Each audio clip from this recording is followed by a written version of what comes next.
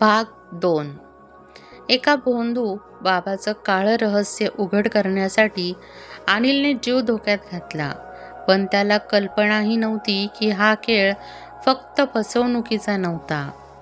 साक्षीदार अचानक गायब झाले, धमकीचे फोन येऊ लागले आणि आश्रमाच्या गुप्त तिजोरीत लपलेलं सत्य संपूर्ण राज्याला हादरवणारं होतं.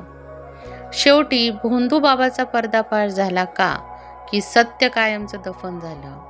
पहा या थरारक सत्यकथेचा अंतिम आणि सर्वात धक्कादायक भाग. नमस्कार मित्रांनो, भाग 1ला दिलेल्या प्रेमाबद्दल धन्यवाद.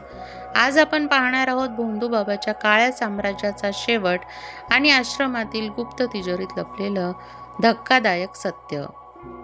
पूजा पत्रकाराच्या कार्यालयात बसली होती. तिचे हात थरथरत होते. अनेक वर्ष ती आश्रमात काम करत होती, पण आज प्रथमच ती सत्य सांगण्यासाठी पुढे आली होती. अनिल पत्रकार आणि पूजासमोर एक कॅमेरा ठेवण्यात आला होता. पत्रकार म्हणाला, तुला कोणतीही घाई नाही.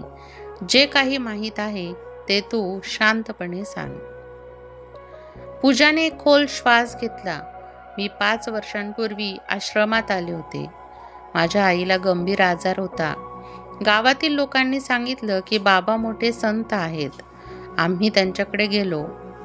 मग सुरुवातीला सगळं खूप चांगलं वाटलं, लोकांची सेवा, भजन, सत्संग. पण हळूहळू मला वेगळंच चित्र दिसायला लागलं. तिने आपल्या पिशवीतून एक पेनड्राईव्ह बाहेर काढला. यात काही व्हिडिओ आणि कागदपत्र आहेत. पत्रकाराने ती संगणकात उघडली. स्क्रीनवर जे दिसलं ते पाहून सर्वजण स्तब्ध झाले. व्हिडिओमध्ये काही सेवक भक्तांकडून मिळालेल्या पैशांची मोजदाद करत होते. दुसऱ्या व्हिडिओमध्ये भक्तांची वैयक्तिक माहिती एका संगणकात जमा केली जात होती. प्रत्येक व्यक्तीबद्दल टिप्पण्या लिहिल्या जात होत्या. कोण श्रीमंत आहे, कोण भावनिक संकटात आहे, कोणाकडून मोठं दान मिळू शकतं. हे सर्व पाहून अनिल संतापला. म्हणजे लोकांच्या दुःखाचा व्यवसाय केला जात होता. पूजा मान हलवत म्हणाली, हो. मग तिने आणखी एक फाईल उघडली. त्यात आश्रमाच्या नावाने जमा झालेल्या पैशांची यादी होती. रक्कम पाहून सर्वांच्या डोळ्यात आश्चर्य उमटलं. काही महिन्यात कोट्यवधी रुपये जमा झाले होते, पण त्याचा कोणताही अधिकृत हिशोब नव्हता. पत्रकार म्हणाला, हे खूप मोठं प्रकरण आहे. पूजा पुढे म्हणाली, हे तर फक्त सुरुवात आहे. तिने आणखी एक धक्कादायक गोष्ट सांगितली. बाबा त्यांच्या तथाकथित चमत्कारांसाठी आधीच माहिती गोळा करत असत.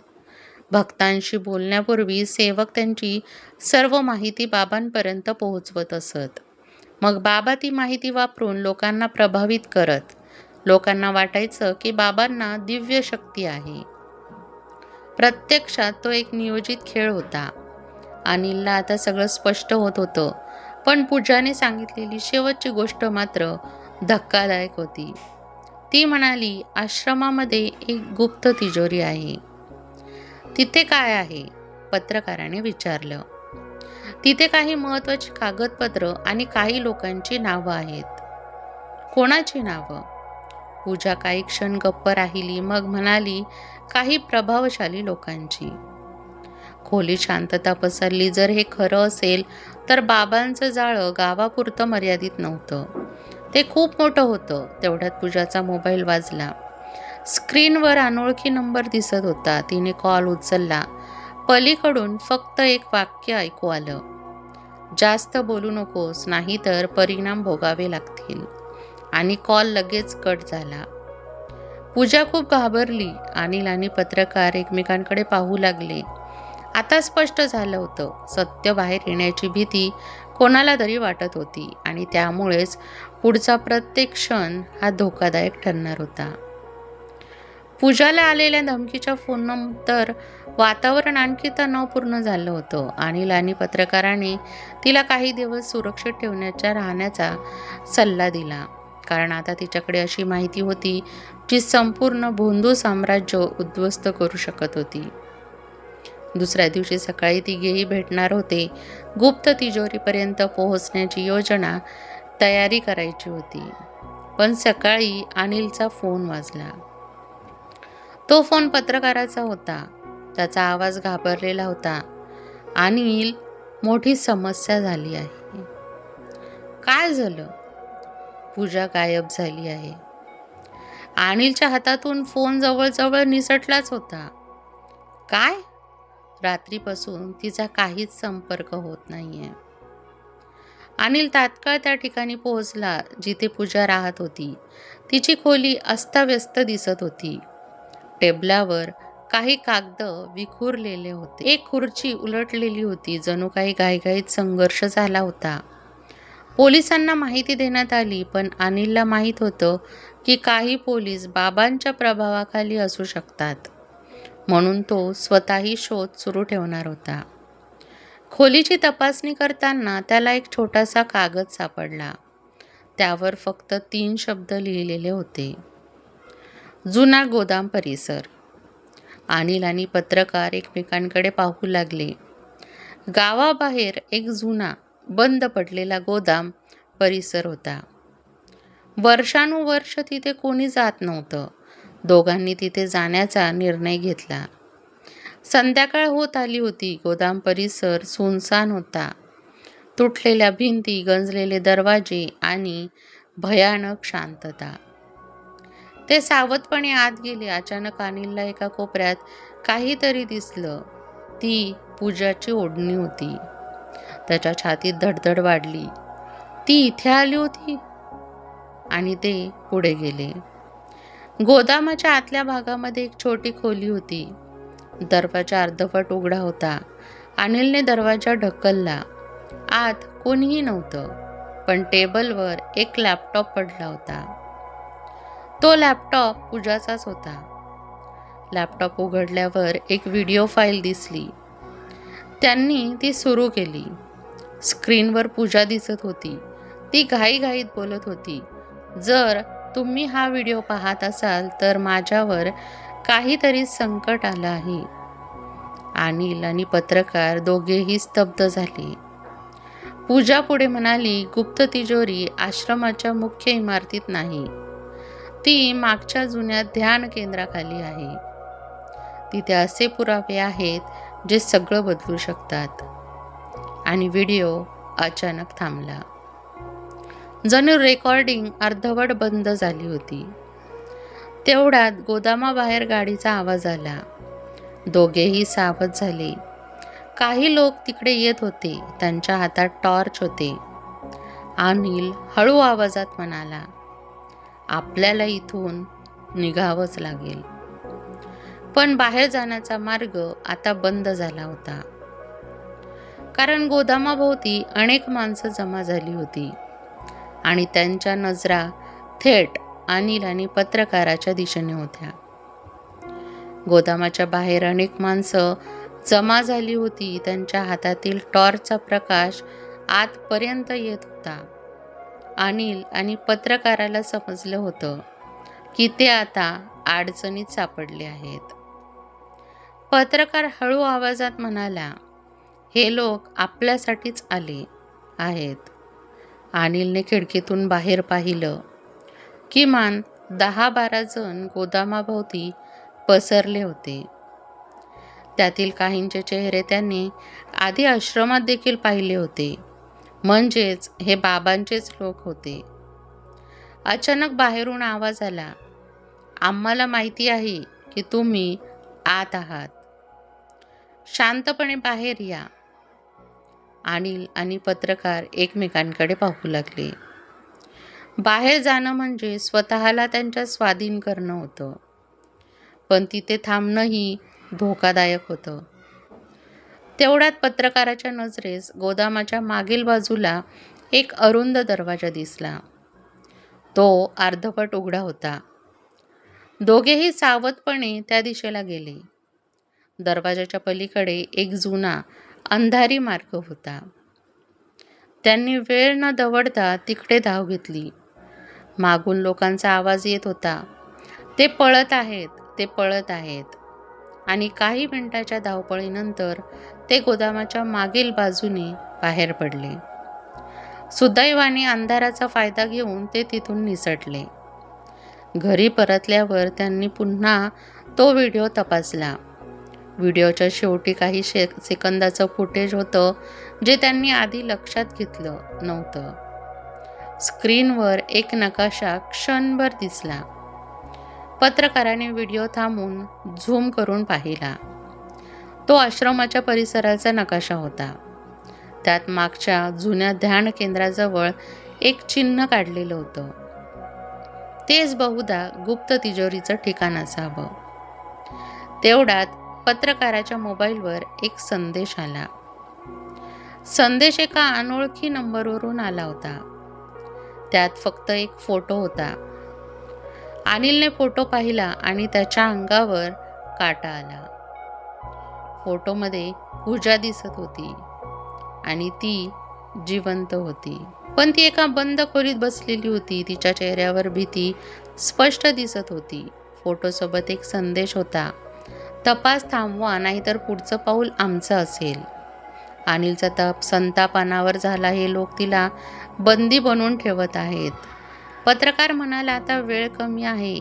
त्याच रात्री त्यांनी निर्णय घेतला, गुप्त तिजोरी शोधायची आणि पूजालाही वाचवायचं. पण त्यांना माहीत नव्हतं की आश्रमात त्यांची वाट पाहत आणखी एक मोठं रहस्य लपलेलं आहे. एक असं रहस्य जे फक्त बाबांचंच नाही तर अनेक प्रभावशाली लोकांचं भविष्य बदलू शकत होतं. रात्रीचे 12 वाजले होते. संपूर्ण गाव झोपलं होतं. पण अनिल आणि पत्रकारासाठी ही रात्र अत्यंत महत्त्वाची होती. त्यांच्या मनात एकच विचार होता, पूजाला वाचवायचं आणि सत्य बाहेर आणायचंच. दोघेही काळ्या कपड्यात आश्रमाच्या मागील बाजूनी आत शिरले. मुख्य प्रवेशद्वारावर सुरक्षा होती, पण पूजाने व्हिडिओमध्ये दाखवलेल्या मार्गाचा वापर करून ते जुन्या ध्यान केंद्राजवळ पोहोचले. ती इमारत अनेक वर्षांपासून बंद असल्याचं दाखवलं जात होतं, पण जवळ जाऊन पाहिल्यावर अनिलला काहीतरी वेगळं जाणवलं.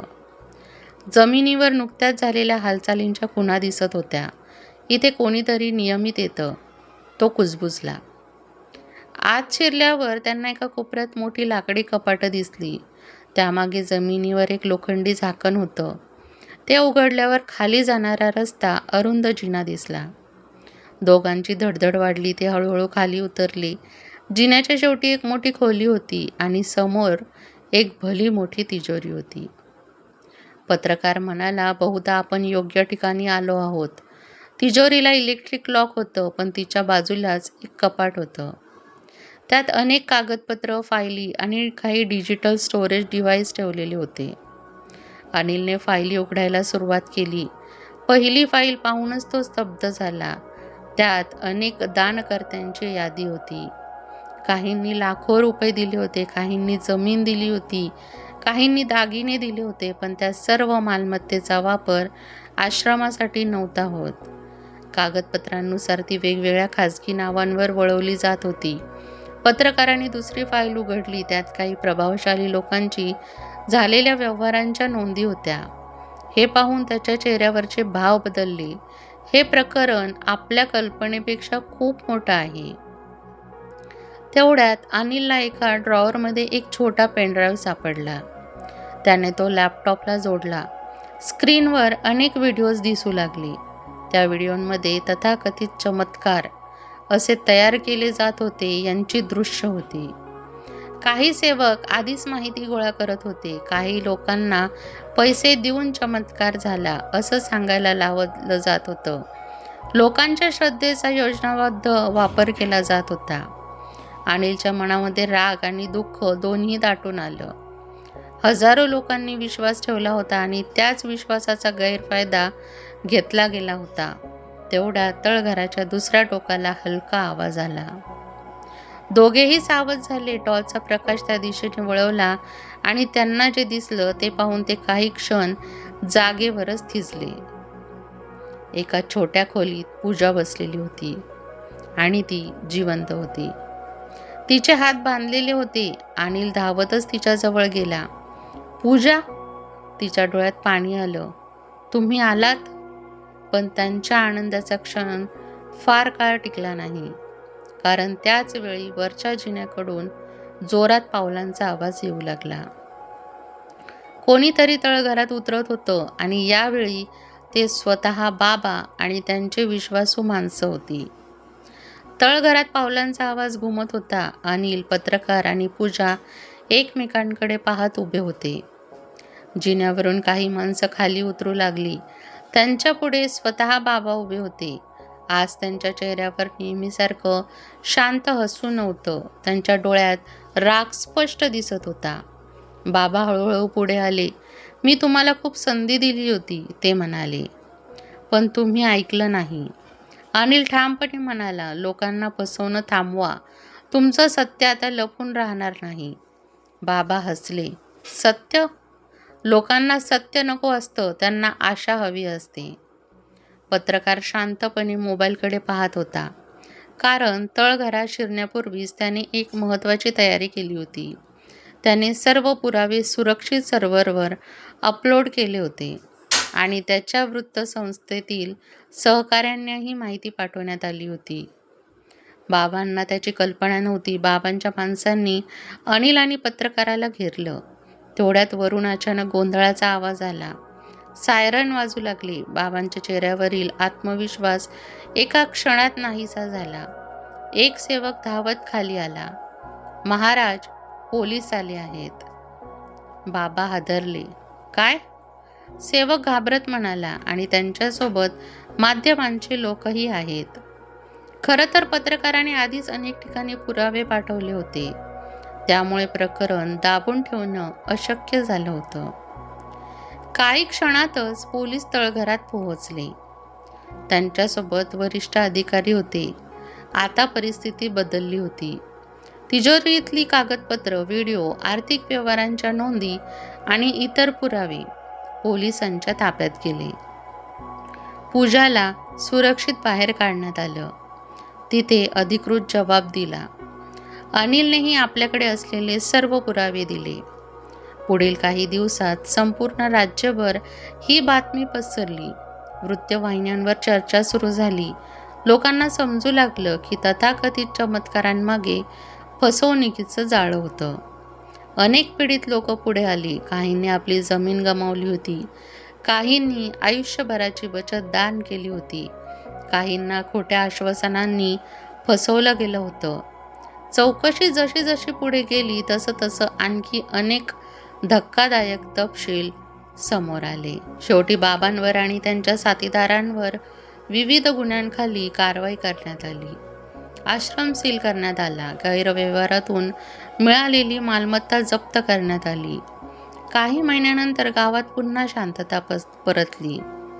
एके दिवशी पूजा, पत्रकार आणि अनिल गावातील शाळेसमोर उभे होते. पूजा म्हणाली, जर तुम्ही दोघांनी धैर्य दाखवलं नसतं तर हे कधीच समोर आलं नसतं. पत्रकार हसला. सत्याला वेळ लागू शकतो, पण ते कायम लपून राहत नाही. अनिल आकाशाकडे पाहत म्हणाला, श्रद्धा महत्त्वाची आहे, पण अंधश्रद्धा धोकादायक असते. त्या दिवसानंतर गावात एक मोठा बदल झाला. लोकांनी प्रश्न विचारायला सुरुवात केली. कोणतीही गोष्ट आंधळेपणाने स्वीकारण्याऐवजी तिची पडताळणी करायला सुरुवात केली. आणि हाच त्या लढ्याचा खरा विजय होता. कथेचा संदेश आपल्याला हेच सांगतो, श्रद्धा ठेवा, पण विवेकही जपा. कोणत्याही व्यक्तीला देवासारखं मानण्यापूर्वी विचार करा. भीती, अडचण किंवा दुःखाचा फायदा घेणाऱ्यांपासून सावध राहा. सत्यासाठी उभं राहणं कठीण असतं, पण त्यातूनच बदल घडतो. मित्रांनो, ही कथा तुम्हाला कशी वाटली ते कमेंटमध्ये नक्की सांगा. अशा सत्यकथा आणि रहस्यमय कथा पाहण्यासाठी चॅनलला सबस्क्राईब करा. व्हिडिओ आवडला तर व्हिडिओला लाईक करा आणि शेअर करायला विसरू नका. मला व्हिडिओ कसा वाटला हे कमेंटमध्ये नक्की सांगा. व्हिडिओ आवडला असेल तर व्हिडिओला लाईक करा, चॅनलला सबस्क्राईब करा आणि बेल आयकॉन दाबायला विसरू नका, जेणेकरून सर्वात आधी नोटिफिकेशन तुमच्यापर्यंत पोहोचेल. व्हिडिओ बघितल्याबद्दल धन्यवाद.